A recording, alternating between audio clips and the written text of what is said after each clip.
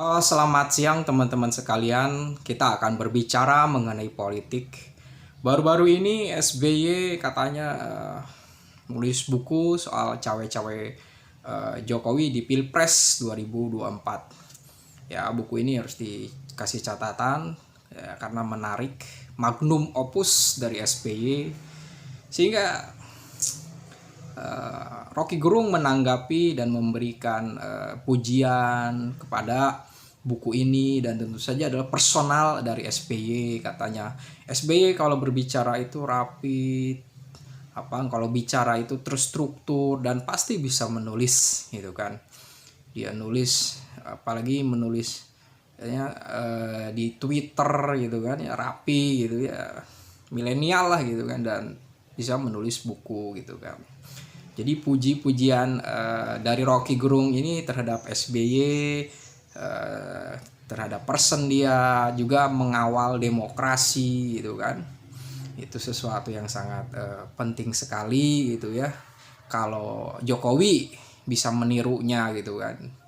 Jadi yang pasti ini yang ditinggikan adalah SBY, dan tentu saja ada yang direndahkan adalah Jokowi. Dan ini memang biasa gaya dialektika dari Rocky Gerung seperti itu gitu kan ya. Nggak apa-apa lah, memang semua orang berhak untuk berpendapat.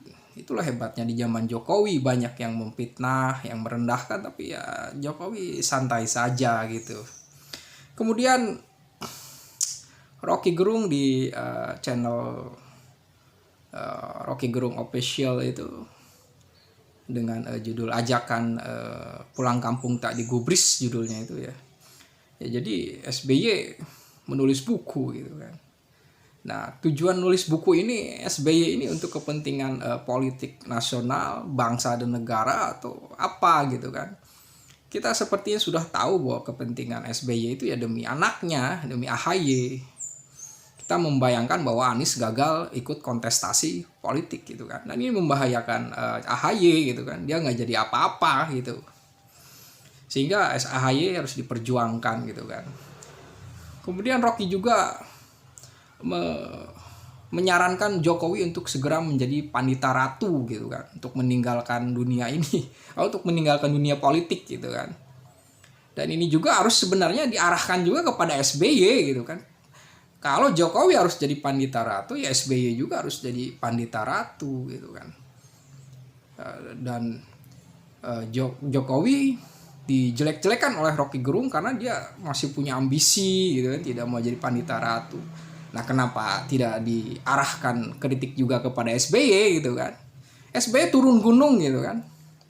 Turun gunung bukan untuk kepentingan bangsa dan negara, tapi untuk kepentingan anaknya gitu kan, untuk suatu ambisi kekuasaan dinasti gitu kan, menurut persepsinya gitu kan, menurut nalarnya gitu kan. Jadi Rocky Gerung ini kontradiksi gitu kan. Dia mengkritik Jokowi, dia tidak mau menjadi pandita ratu, tapi kepada SBY dia memuja-muji gitu kan. Ini suatu tebang pilih gitu kan, pemihakan ya, karena memang Rocky Gerung itu pendukung Anies Baswedan dan pengagum dari SBY gitu ya, wajar saja gitu kan. Bagi Rocky Gerung, mimpi SBY itu sebagai suatu metapolitik katanya, jadi melampaui sesuatu yang politik gitu kan. Ya memang SBY itu bermimpi gitu kan. Kita berbicara mimpi itu berarti sesuatu yang bersifat alam bawah sadar gitu kan. SBY sampai tidur saja dia masih memikirkan anaknya, kekuasaan bagi dirinya ini. Wah, ini ya, jadi ada sesuatu yang tidak bisa dia dapatkan di alam terjaga ini. Dia berbicara mengenai mimpi gitu kan. Ya, mimpi ingin mendapatkan kekuasaan lah, ingin dianggap oleh penguasa sekarang, Jokowi dan Bu Mega misalnya gitu kan. Jadi SBY ini sangat punya ambisi sekali gitu, sampai mimpi saja masih memikirkan kekuasaan, memikirkan satu gerbong bersama Pak Jokowi. Meskipun kita tidak tahu apakah mimpi itu benar gitu kan, atau itu karangan saja kan, kita tidak tahu gitu kan. Di sini kita bisa memahami bahwa SBY tidak bisa membedakan antara alam yang nyata dan alam mimpi. Ini kan bahayanya di sana gitu. Saking menginginkan kekuasaan, dia tidak bisa membedakan mana alam nyata dan alam mimpi gitu kan.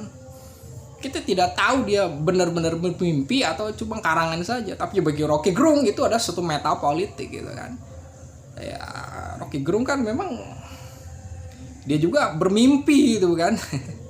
Menganggap SBY itu orang yang bisa dijadikan teladan gitu kan. Itu mimpi katanya. Itu kan kita harus kalau kita mencari kesalahan orang kan pasti ada saja, dan tentu saja Rocky Gerung mencari selalu kesalahan Jokowi, ya kita juga bisa membalikan juga kesalahan SBY gitu kan. Tapi ya di sanalah itulah disebut dengan dialektika.